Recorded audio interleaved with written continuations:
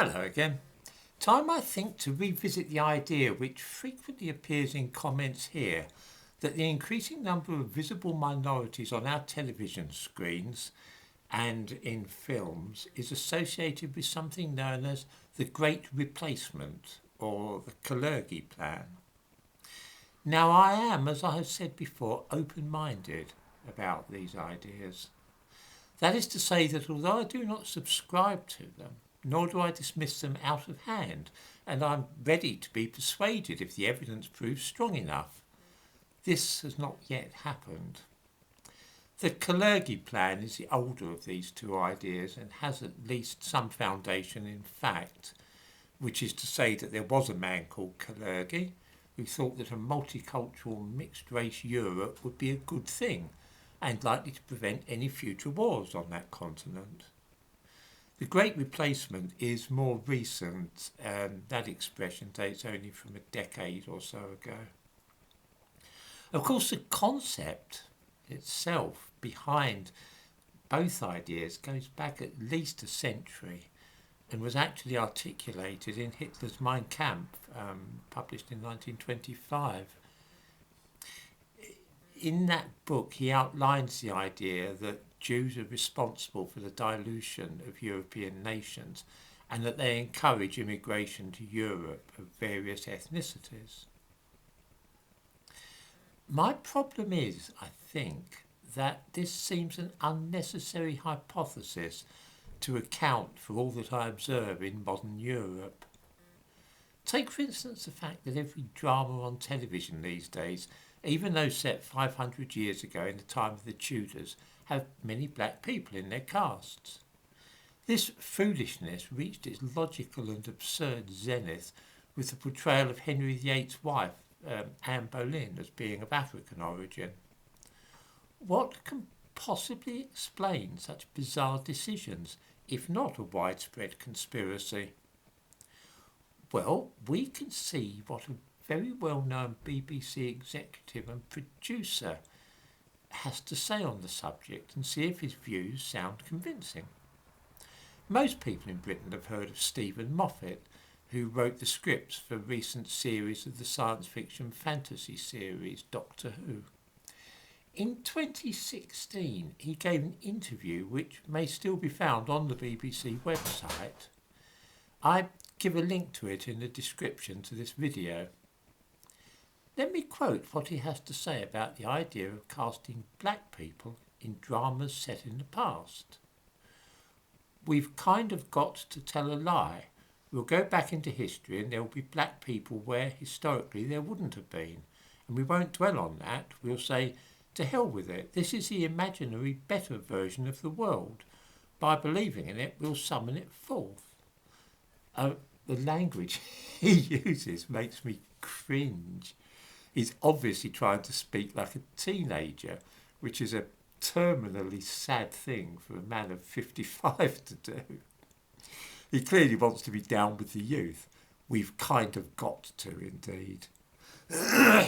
Since he's famous for insisting on black actors being cast in scenes set in Britain in past centuries, let's see what he claims his motivation to be.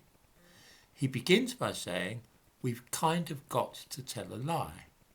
Of course, nobody has got to tell a lie. We always have a choice about this.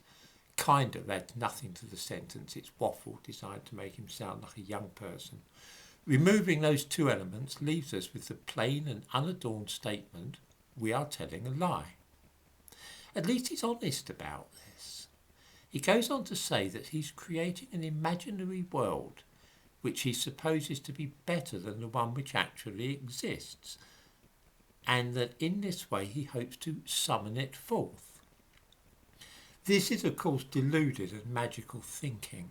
The idea that imagining a thing and believing in it can actually cause that thing to appear in the real world is absurd. However, I have no reason at all to doubt that this senior man at the BBC is being honest about what he thinks and feels.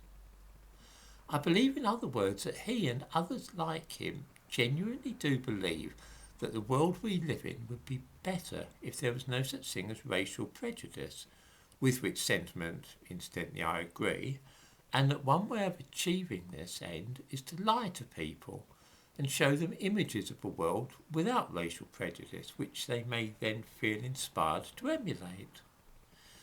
Okay, it's a mad way of thinking, I'll be the first to concede, but it is certainly consistent and plausible. He admits that he is producing propaganda, that is to say telling lies about the world, but says that his motive is a good one.